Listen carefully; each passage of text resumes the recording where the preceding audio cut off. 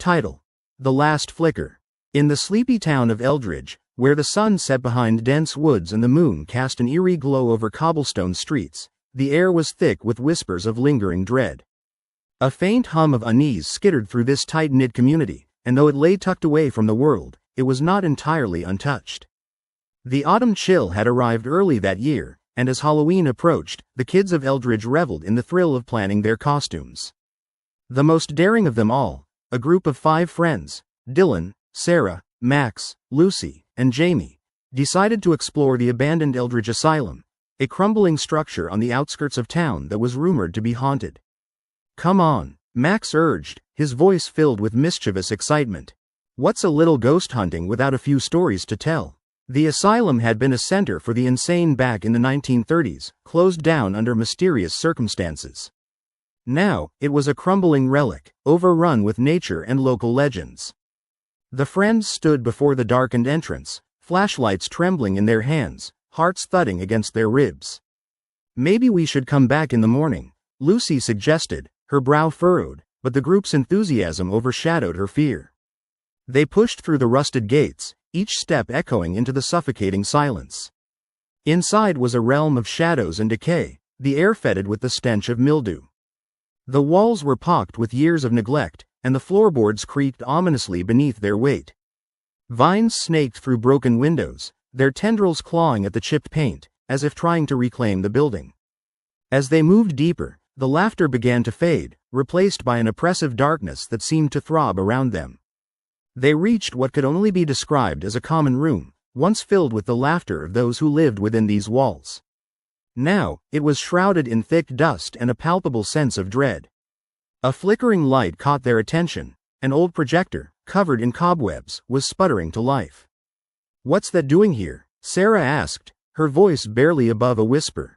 Dylan approached the projector and brushed off the dust. "Guess it still works. Let's see what it shows."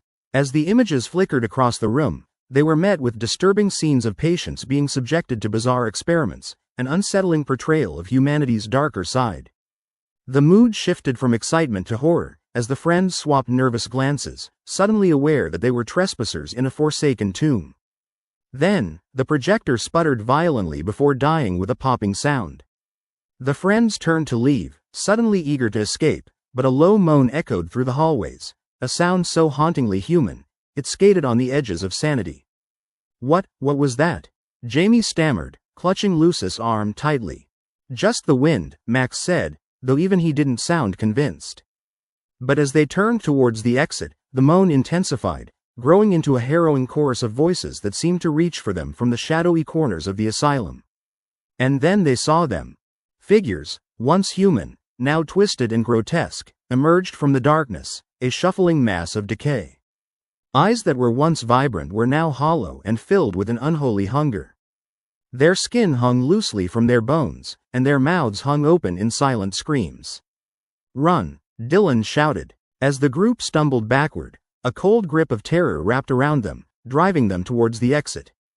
They pushed forward, the once inviting darkness now closing in on them as the moans sank into frenzied cries. The creatures were upon them, emerging from every side, fingers clawing to grab their unsuspecting prey. They darted down long hallways and back through the common room, but the creatures surged into their path. An icy dread suffocated them, but amidst the chaotic terror, they remembered the back exit, a rumored old service entrance. They sprinted toward it, the sounds of the undead growing closer, their breath mingling with panicked screams. Pushing open the rusty door, they tumbled out into the cool night air, but freedom was short-lived. The creatures had been waiting, legions of lifeless eyes fixed on them. 2 of their friends, Lucy and Jamie, stumbled and fell, a horrible fate sealed as the creatures descended upon them. Dylan, Max, and Sarah clung to each other, their hearts racing as they bolted into the woods. The night seemed to swirl with darkness, branches clawing at their faces as if nature itself wanted to keep them from escaping. At last, they burst into the clearing of a small cemetery, the moonlight illuminating their fear. "We can't stay here," Max gasped, looking around for a spot to hide. But standing among the gravestones was a figure, deathly pale, and with unhinged jaws. The last flicker of humanity was extinguished in their friends, who now writhed in feasting delirium. They were lost. Eldridge had claimed them. The next morning, the news spread like wildfire through the town. Eldridge Asylum held something dark. It had claimed lives before and would continue to do so. And though Max, Dylan, and Sarah returned to town, their laughter had been silenced, replaced with a shared understanding. Sometimes, the darkness was not something you could outrun. There were few who returned from the wilderness, but Eldridge would always remember those who never made it back. In the distance, the moans began anew, echoing through the trees, restless wanderers trapped in their eternal nightmare.